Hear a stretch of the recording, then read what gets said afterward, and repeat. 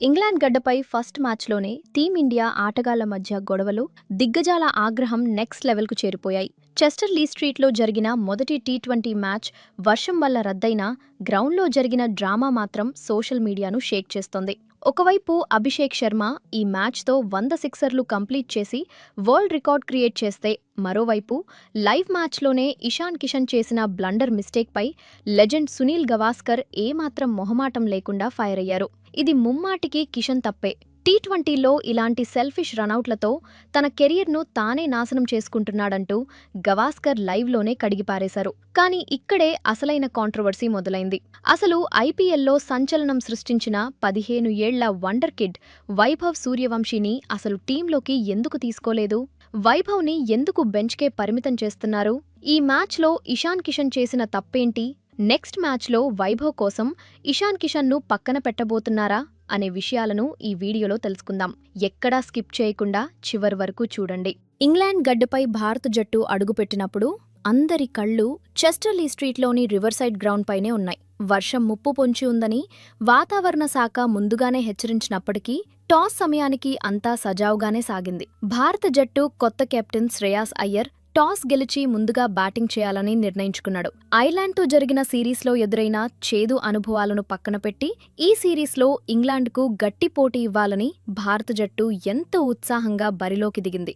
ఆకుపచ్చని పిచ్ మరియు మేఘావృతమైన వాతావరణం ఫాస్ట్ బౌలర్లకు అనుకూలంగా ఉంటుందని తెలిసినా అయ్యర్ ధైర్యంగా బ్యాటింగ్ ఎంచుకోవడం అతని ఆత్మవిశ్వాసాన్ని తెలియజేసింది. అయితే మ్యాచ్ ప్రారంభమైన కొద్దిసేపటికే భారత అభిమానులకు తీవ్ర నిరాశ ఎదురైంది. England fast bowler Saqib Mahmood వేసిన అద్భుతమైన బాల్స్కు భారత ఓపెనర్లు తీవ్రంగా ఇబ్బంది పడ్డారు. ఇన్నింగ్స్ రెండో ఓవర్లోనే క్రీజులో పాతుకుపోవాలని ప్రయత్నించిన సంజూ శాంసన్ కవర్స్ మీదుగా షాట్ ఆడబోయి టామ్ బాంటన్ చేతికి చిక్కి కేవలం ఒక్క పరుగుకే పెవిలియన్ చేరాడు. అక్కడితో ఆగకుండా ఆ తరువాత జరిగిన ఒక సంఘటన ఇప్పుడు క్రికెట్ ప్రపంచం మొత్తాన్ని విపరీతంగా ఆకర్షిస్తోంది. సంజూ శాంసన్ అవుట్ అయిన వెంటనే క్రీజ్లోకి వచ్చిన ఇషాన్ కిషన్ పై అందరి అంచనాలు భారీగానే ఉన్నాయి. ఎందుకంటే ఇటీవలే అతడు ఐసీసీ టీ20 బ్యాటింగ్ ర్యాంకింగ్స్లో నంబర్ 1 స్థానానికి చేరుకున్నాడు. కానీ ఆ సంతోషం అతనికి ఎంతోసేపు నిలవలేదు. క్రీజ్లోకి వచ్చిన రెండో బాల్ కే కిషన్ రనౌట్ అయిపోయాడు. అది కూడా ఎవరి వల్లో కాదు, ఒక చిన్న మన్న మిస్టేక్ వల్ల. కిషన్ బాల్ ని మిడ్ వికెట్ వైపు నెట్టి రన్ కోసం వేగంగా ముందుకు దూసుకొచ్చాడు. కానీ నాన్ స్ట్రైకర్ ఎండ్లో ఉన్న Abhishek Sharma ball England fielder Harry Brook చేతికి వేగంగా వెళ్లడాన్ని గమనించి రన్ వద్దని వెనక్కి తగ్గాడు. అప్పటికే పిచ్ సగం వరకు వచ్చేసిన ఇషాన్ కిషన్ వెనక్కి డైవ్ చేసినా లాభం లేకపోయింది. బ్రూక్ వేసిన త్రోను వికెట్ కీపర్ జోస్ బట్లర్ అందుకుని క్షణాల్లో బెయిల్స్ ఎగరగొట్టాడు. అలా అవుట్ అయి వెనుదిరుగుతున్న కిషన్ వైపు చూస్తూ అభిషేక్ శర్మ తీవ్ర అసహనంతో క్యా కర్ రహా హై యార్ ఇషాన్ అని అరవడం మైట్లో స్పష్టంగా రికార్డైంది. కిషన్ తను సేఫ్ అని అనుకున్నానని, కానీ అది చాలా క్లోజ్ కాల్ అని బదులివ్వడం కూడా కనిపించింది. ఐర్లాండ్తో జరిగిన గత మ్యాచ్లోనూ తిలక్ వర్మతో జరిగిన మిక్సప్ కారణంగా కిషన్ రనౌట్ అవ్వడం ఇప్పుడు మళ్లీ అదే తప్పు రిపీట్ కావడంతో కిషన్పై విమర్శలు వెల్లువెత్తాయి. ఈ రన్అట్పై మాజీ దిగ్గజాలు మరియు క్రికెట్ విశ్లేషకులు తమదైన శైలిలో స్పందించారు. కామెంటరీ బాక్స్లో ఉన్న దిగ్గజ బ్యాటర్ సునీల్ గవాస్కర్ ఏమాత్రం మొహమాటం లేకుండా ఈ తప్పు పూర్తిగా ఇషాన్ కిషన్దే అని తేల్చి చెప్పాడు. టీ20 ఫార్మాట్లో బ్యాటర్లు త్వరగా పరుగుల ఖాతా తెరవాలని ఆరాటపడటం సహజమే.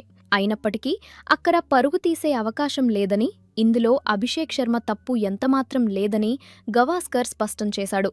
మరో మాజీ ఆటగాడు సబా కరీన్ కూడా ఇదే అభిప్రాయాన్ని వ్యక్తం చేస్తూ ఈ రన్అట్ను కిషన్ తనను తాను నాశనం చేసుకోవడంగా అభివర్ణించాడు.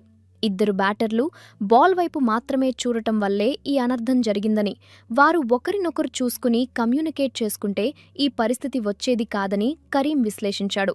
ఒకవేళ అభిషేక్ శర్మ కిషన్ పిలుపుకు స్పందించి పరుగు కోసం పరుగెత్తి ఉంటే జోస్ బట్లర్ లాంటి చురుకైన వికెట్ కీపర్ సులభంగా అభిషేక్ను రన్అట్ చేసి ఉండేవాడని మాజీ ఆల్రౌండర్ ఇర్ఫాన్ పఠాన్ కూడా అంగీకరించాడు. పఠాన్ మాటల్లో చెప్పాలంటే ఫీల్డర్ బాల్పై దాడి చేస్తున్నప్పుడు సాఫ్ట్ హ్యాండ్స్తో ఆడి పరుగు తీయడం అత్యంత ప్రమాదకరం. దీనిని మనం నిజ జీవితంలో కూడా అన్వయించుకోవచ్చు. ఇద్దరు వ్యక్తులు కలిసి ఒక పని చేస్తున్నప్పుడు వారి మధ్య కమ్యూనికేషన్ సరిగ్గా లేకపోతే ఎంతటి నష్టం జరుగుతుందో ఈ సంఘటన మనకు స్పష్టంగా తెలియజేస్తుంది. ఇక ఈ 2 వికెట్లు పడిపోయి 6 పరుగులకే 2 వికెట్లు కోల్పోయి పీకల్లోతు కష్టాల్లో ఉన్న భారత జట్టును ఓపెనర్ అభిషేక్ శర్మ మరియు కెప్టెన్ శ్రేయాస్ అయ్యర్ అద్భుతంగా ఆదుకున్నారు. ఇషాన్ కిషన్ రనౌట్తో తలెత్తిన ఒత్తిడిని అభిషేక్ తన బ్యాటింగ్తో పటాపంచలు చేశాడు. కేవలం 24 బాల్స్లోనే 6 ఫోర్లు, 4 భారీ సిక్సర్లతో 59 రన్స్ చేసి ఇంగ్లాండ్ బౌలర్లకు చుక్కలు చూపించాడు. ఈ ఇన్నింగ్స్ ద్వారా అభిషేక్ శర్మ ఒక సరికొత్త చరిత్ర సృష్టించాడు. టీ20 ఇంటర్నేషనల్ క్రికెట్లో అత్యంత వేగంగా 100 సిక్సర్లు బాదిన ఆటగాడిగా రికార్డ్ పుటల్లోకి ఎక్కాడు. ఈ ఘనత సాధించడానికి అతనికి కేవలం 785 బాల్స్ మాత్రమే అవసరమయ్యాయి. వెస్టిండీస్ విధ్వంసకర బ్యాటర్ ఎవిన్ లూయిస్, భారత సంచలనం సూర్యకుమార్ యాదవ్ లాంటి వాళ్లను వెనక్కి నెట్టి అభిషేక్ ఈ అరుదైన రికార్డును తన పేరిట లిఖించుకున్నాడు. మరోవైపు కెప్టెన్ శ్రేయాస్ అయ్యర్ ఎంతో బాధ్యతాయుతంగా ఆడుతూ తన క్లాస్ ఏంటో నిరూపించాడు. 47 బాల్స్లో 6 ఫోర్లు, 1 సిక్సర్ సహాయంతో 68 రన్స్ చేసి జట్టుకు ఒక బలమైన పునాది వేశాడు. టీ20 ఫార్మాట్లో భారత జట్టు కెప్టెన్గా బాధ్యతలు చేపట్టిన తర్వాత అయ్యర్కు ఇదే తొలి అర్ధ సెంచరీ కావడం విశేషం. వీరిద్దరి మధ్య కుదిరిన 82 పరుగుల భాగస్వామ్యం మ్యాచ్ స్వరూపాన్నే మార్చేసింది. ఆ తర్వాత క్రీజ్లోకి వచ్చిన శివన్ దూబే కూడా ఏమాత్రం తగ్గలేదు. కేవలం 21 బాల్స్లోనే 2 ఫోర్లు, 3 సిక్సర్లతో అజేయంగా 42 పరుగులు చేసి భారత జట్టు స్కోరును 20 ఓవర్లలో 7 వికెట్ల నష్టానికి 189 రన్స్ చేర్చడంలో కీలక పాత్ర పోషించాడు. ఇంగ్లాండ్ బౌలర్లలో సాకిబ్ మహమూద్ 3 వికెట్లు తీసి ఆకట్టుకున్నాడు. భారత ఇన్నింగ్స్ ముగిసిన తర్వాత ఇంగ్లాండ్ బ్యాటర్లు ఈ భారీ లక్ష్యాన్ని ఎలా ఛేదిస్తారో చూడాలని అభిమానులంతా ఎంతో ఆసక్తిగా ఎదురుచూశారు. కానీ ప్రకృతి కన్నెరచేసింది.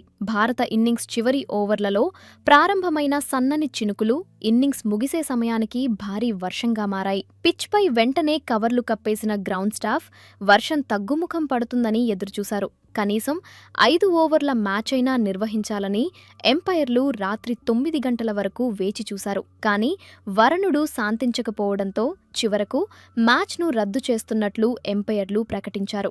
ఇరు జట్ల కెప్టెన్లు కరచాలనం చేసుకుని డ్రెస్సింగ్ రూమ్లకు వెళ్లిపోయారు.